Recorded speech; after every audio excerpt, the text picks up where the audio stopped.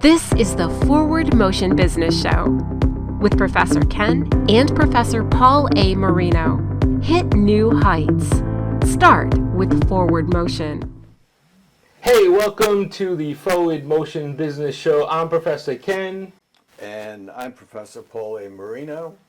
And this is our guest, Chef Rafael. Welcome to our show, the Forward Motion Business Show. Thank you. And I think, today what we'll do is we have a pretty exciting show because we'll talk about a couple of things. You know, we focus on business. We focus on what it takes to be in the business. You have a nice, pretty impressive resume, long, successful career as a chef at top-rated places. But then you also have a unique mix of entrepreneurship and business side. So let's talk a little bit about that. So why don't you introduce yourself to the audience, tell us what you do now, and what got you to this particular point? Well, first of all, thank you for having me here. Yes. It's an honor. And plus, how do I start? It's rough, but I've been around different places of the world working behind the scenes in the kitchens. I did work with very high-end restaurants in Spain, and I did a little bit of the France, and then I come back to the United States and been working throughout the ranks in hotels, very specific hotels. I went into a luxury boutique where I started seeing that these hotels have beautiful bars, beautiful restaurants. They end up having clubs, and one step led to another. From the kitchen, end up helping out supervision of the front of the house of bars and restaurants, Right. and the clubs. And they come out and they need my help, and then I started learning the art of true hospitality. That's gret. And True hospitality. so you really touch all aspects of a business right now. Yes, I do. I still work with back of the house. I still develop menus. With the techniques that I have out in back of the house, I go into the bars. I develop bar menus as well, and then I do the administrative, which is the most important component of the restaurant world, which is in hospitality, knowing the number game, marketing, and plenty of networking. Yeah. I don't know if you're aware of it, Professor Ken, but Rafael was my student. I remember when he first came to me and we were introducing the students around class, and he said to me, well, I have a degree in culinary. I'm a chef. Right. Yes. And I said, well, you know, why are you in a college setting if you're a chef? Isn't that enough? And he said, no, it's not enough. He said,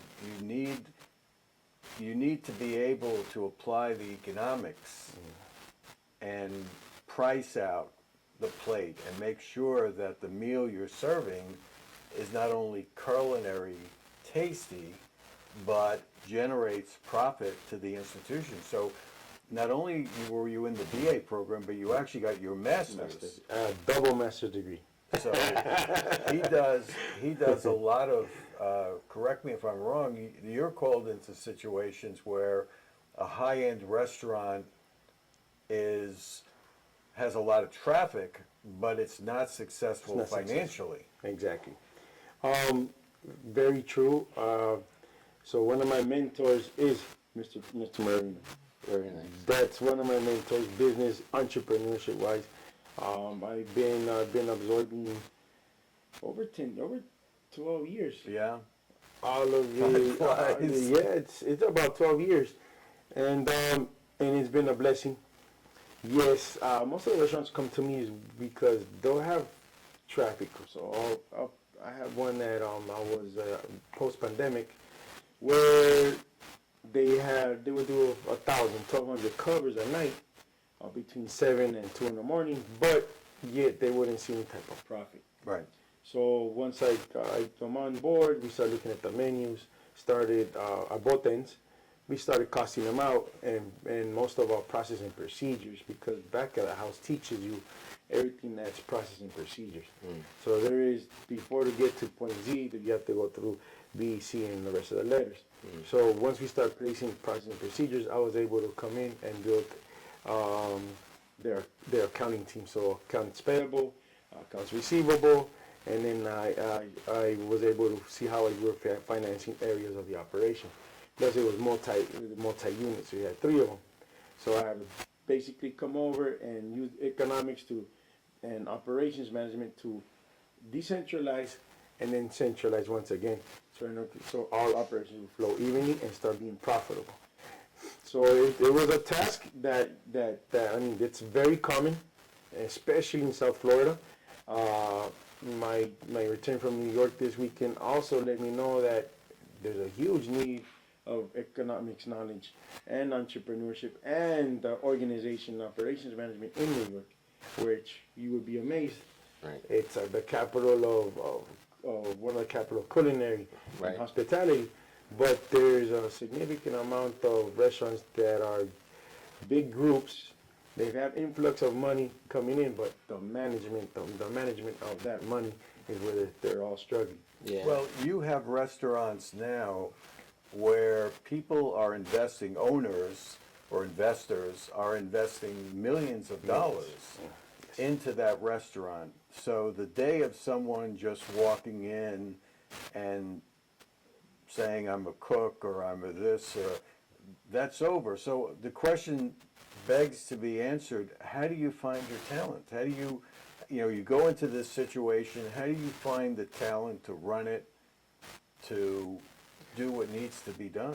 I've been blessed, and one of the blessings was to have absorbed most of my replication of myself through you, because you was always mentioning, you have to replicate yourself.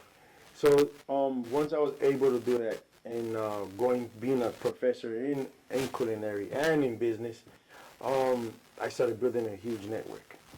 Using Instagram, which I'm barely now starting to learn how to use, was another one that's building more and more network, because every time I put out a plate, I have talent asking me, how do we do that, or what is it that you're doing? Can I come work with you?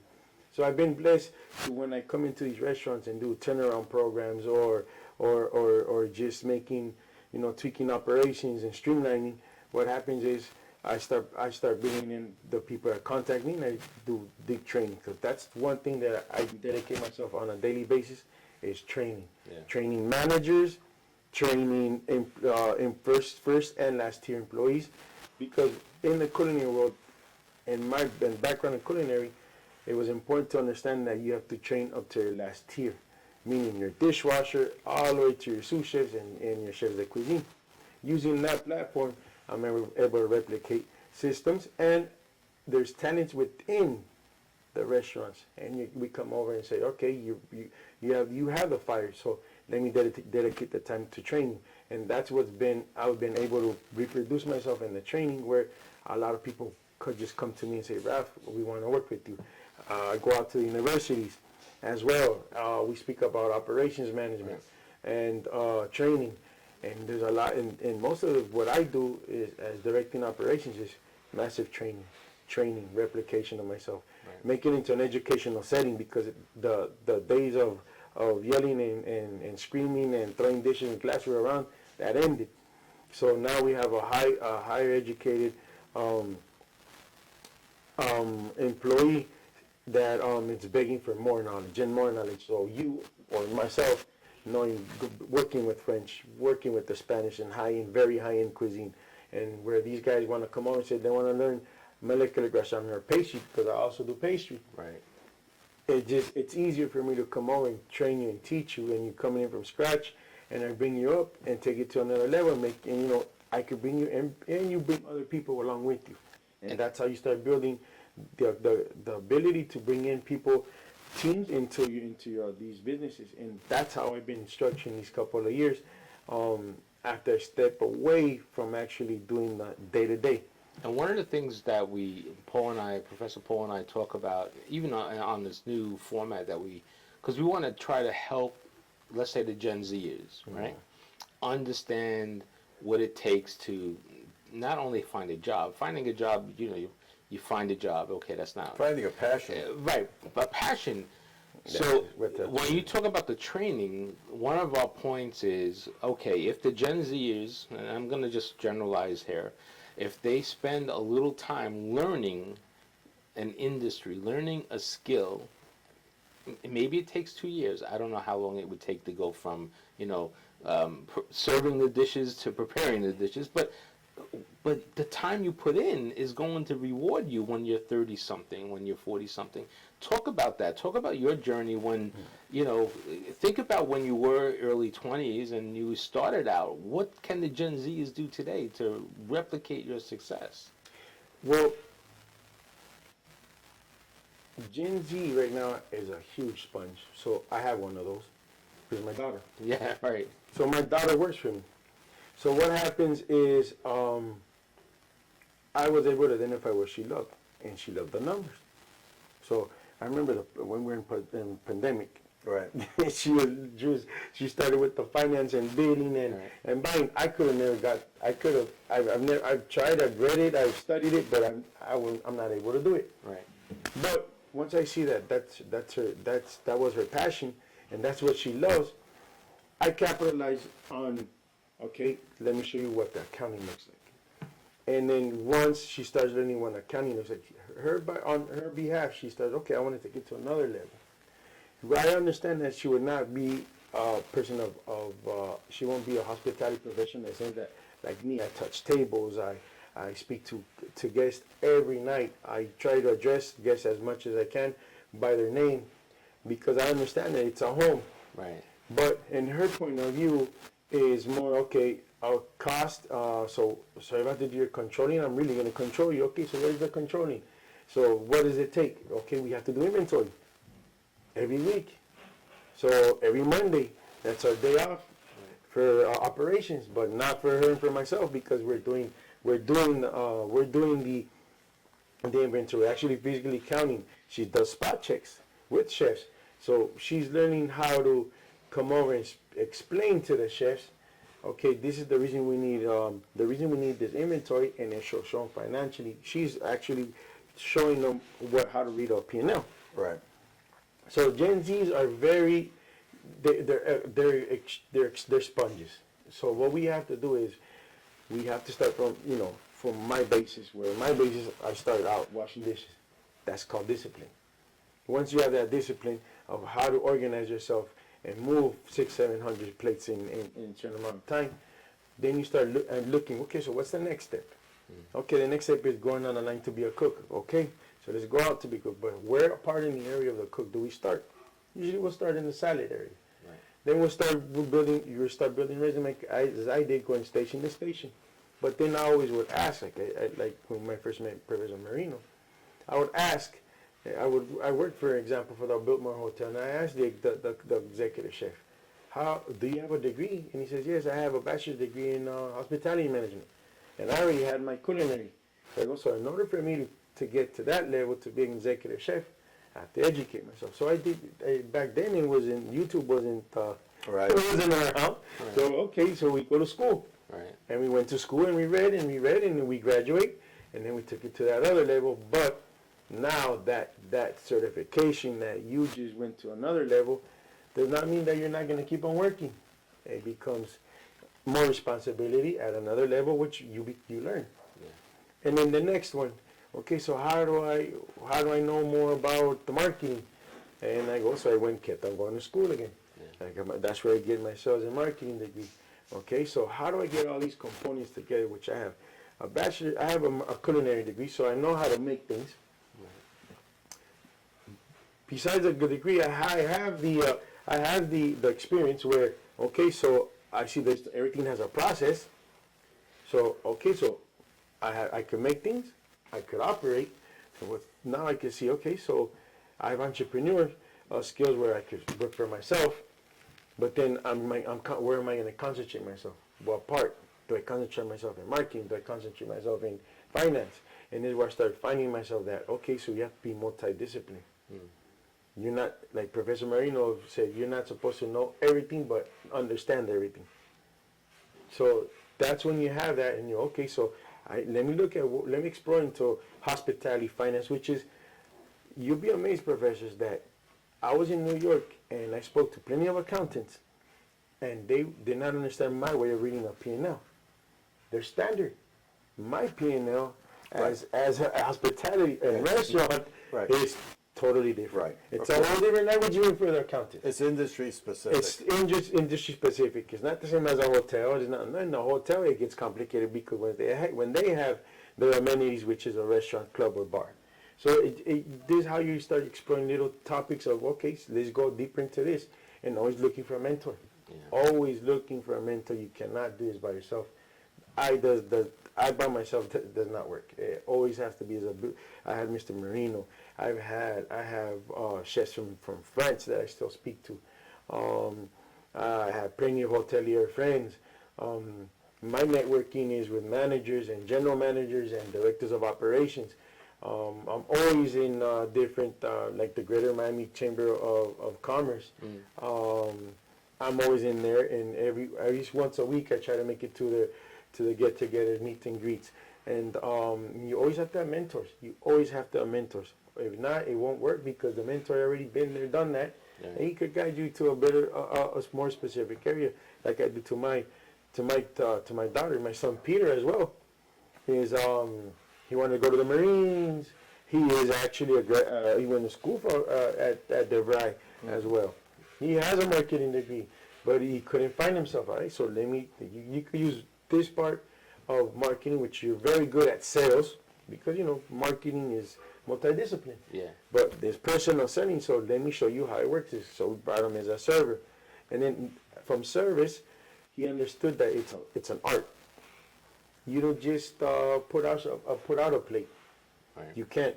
Right. It's the finesse of how plates come out. Right. The finesse of how you grab a server. A server can make your experience. If you have a great server who knows the plate, knows the wine, knows, and spends a few minutes talking to you. What is it you like? What is it let me recommend this, or why don't you try it? Even if one says, well, let me give you a taste of that wine to see if you like it. Yeah. I mean, that makes the experience.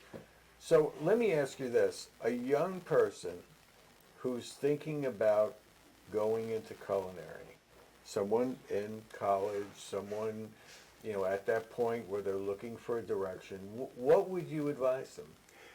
Starting out, first, culinary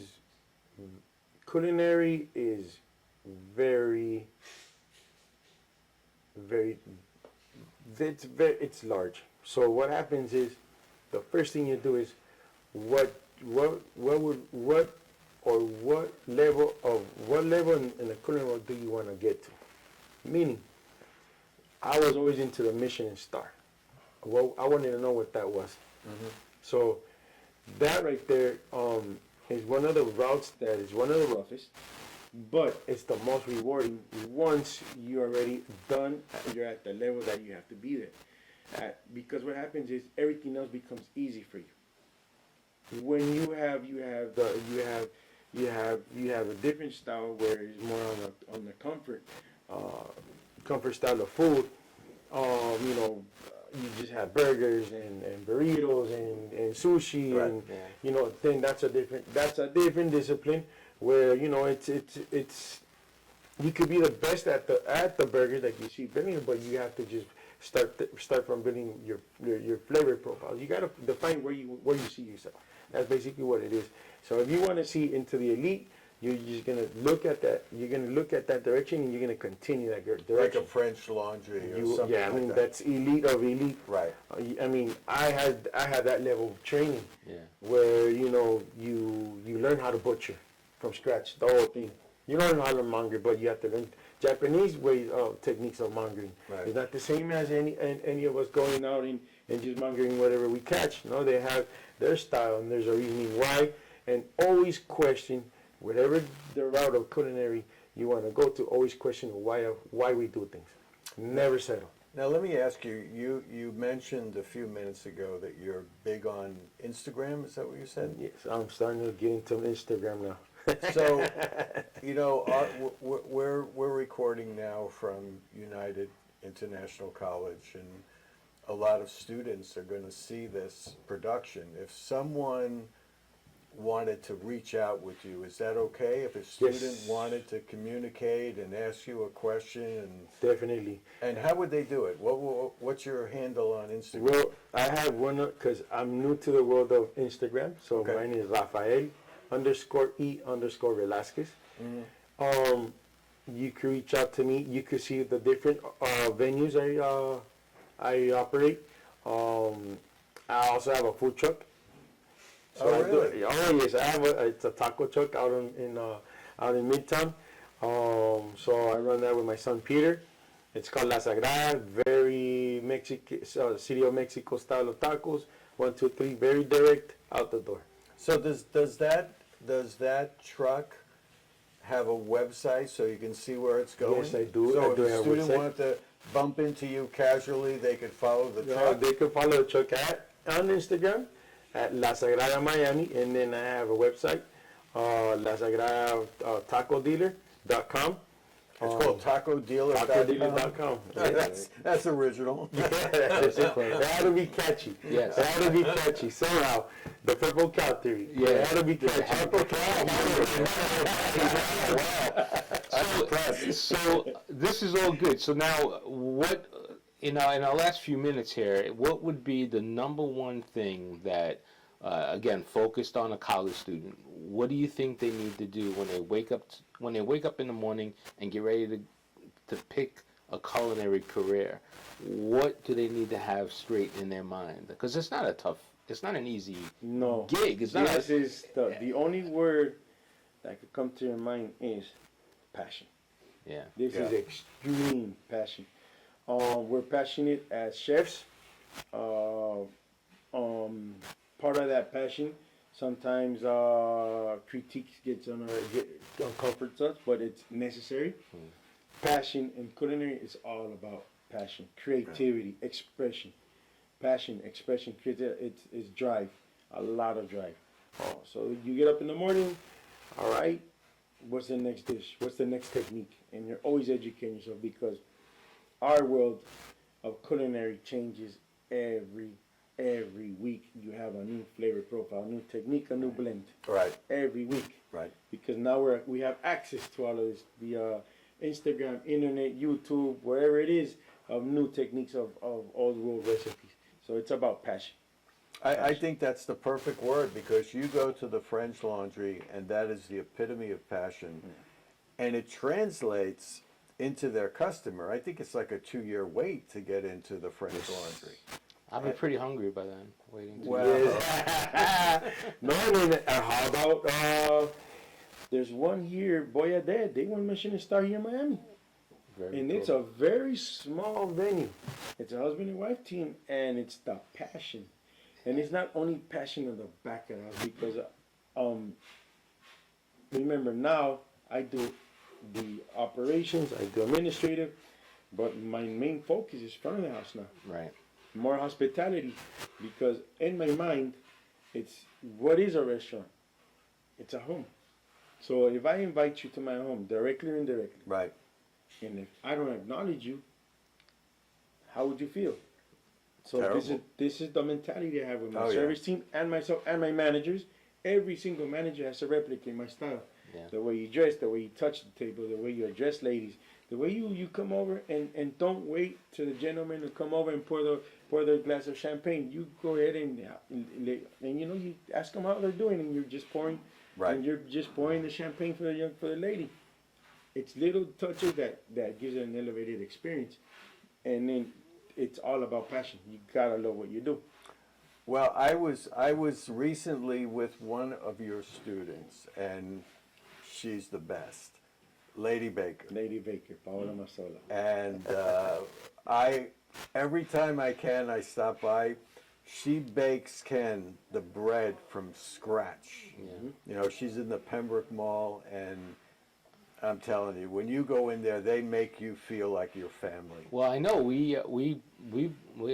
I guess my wife and my daughter are in there like at least once a month, easy. That we have the olive loaf that she makes. Olive loaf, exactly. That's really Sourdough bread is really good. Francisco, the coconut one the is croissant. beautiful. The croissant, she makes 300-400 every morning.